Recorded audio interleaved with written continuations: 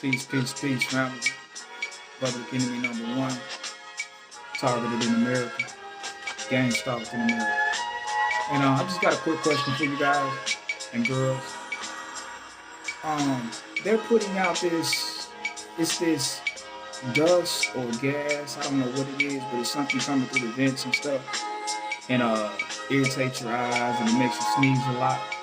And this happened in Alabama when I was in my apartment in Alabama, and this has happened in Texas too.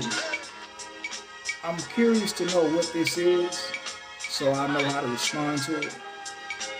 If you guys could fill me in on what this is, it would be much appreciated. Leave a comment for me. But that's all I really wanted to know. Public enemy number one, targeted in America, gang stalked in America. Sign out.